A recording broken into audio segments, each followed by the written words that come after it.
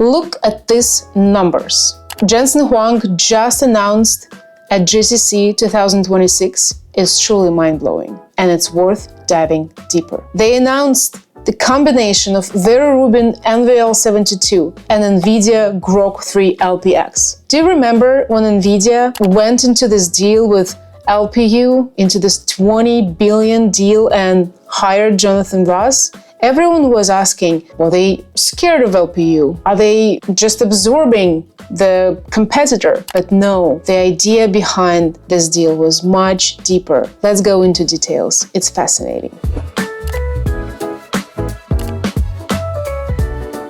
So as you might know, for years, AI infrastructure was relatively easy to explain. Training ran on GPUs, inference largely ran on GPUs too, and most serious hardware conversations eventually turned into a conversation about GPUs too. And at GTC 2026, Nvidia is changing that picture. The company is laying out an AI factory with different racks for different phases of AI. And inside that factory, the LPU gets a specific role. It becomes a dedicated inference accelerator that sits beside Rubin GPU racks and helps them serve very large models faster. To understand why this matters, it helps to separate the phases of AI work, because those phases now look increasingly different from one another. Pre-training is the giant education phase, where the model is exposed to enormous data and learns broad statistical structure. Post-training is where the base model gets tuned, aligned, or specialized. Test time scaling is what happens when you spend more compute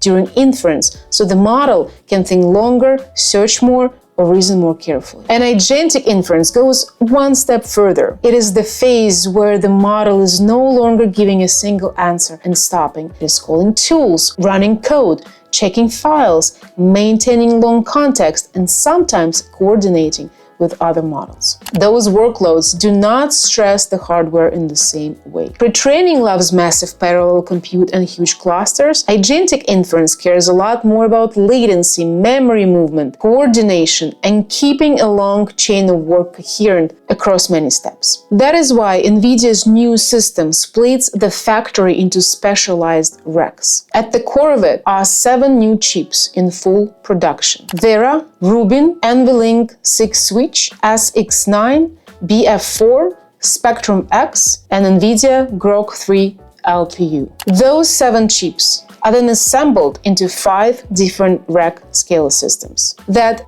for the different training and post-training and inference part of the model workload. And the results, at least what they announced, is something. If that really works, that accelerates work with huge models tremendously. Just look at this screen. GPU has a very high throughput. LPU has a very extreme low latency, like this you see on the picture. And that's what Nvidia's created, a combination of these 2 chips. So a little bit for understanding again, when a model answers you, it does not produce the whole response at once. It generates one token at a time, and that process is called decoding. And each next token depends on the tokens that came before it. That makes decoding a sequential, latency-sensitive process. And as models get bigger and context window get longer, the cost of the repeated next token step becomes more important. And if the system is slow there, like GPU, the model feels slow in the places users actually notice. And this is where the LPU now fits into the GPU world. It is a decode accelerator. Now to mind-blowing results that were just announced at Jensen Huang's keynote. Nvidia says the Groq 3 LPX rack is designed for low latency, large context demands. But this slide is the main result we actually need to pay attention to. Nvidia is showing a GPT-class workload with 1 trillion parameters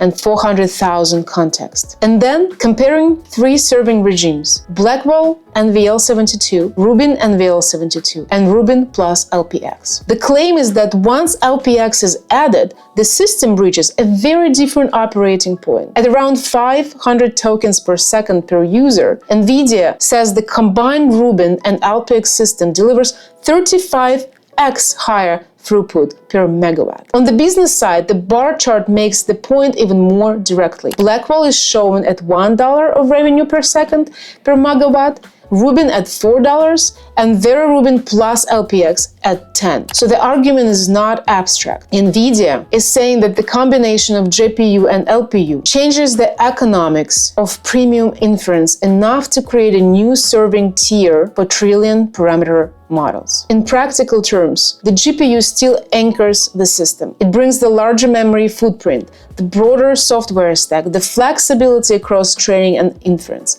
and the role of primary compute platform. The LPU is added beside it to speed up the decode path for the hardest serving workloads. This is the place it now takes in the GPU world, not as a replacement for the GPU, but as a specialist attached to the Rubin platform to push high-end inference further than a GPU-only system can push it. If you want a little bit of history about Groq, Groq was actually founded in 2016 by Jonathan Ross and Douglas Whitman. They have been working on the problem of inference for a long time. The company grew out of the view that inference had different bottlenecks from training, and that those bottlenecks justified a different architecture. That is why Groq spends so much time emphasizing deterministic execution, compiler control, fast token generation, and on-chips RAM. The premise was straightforward.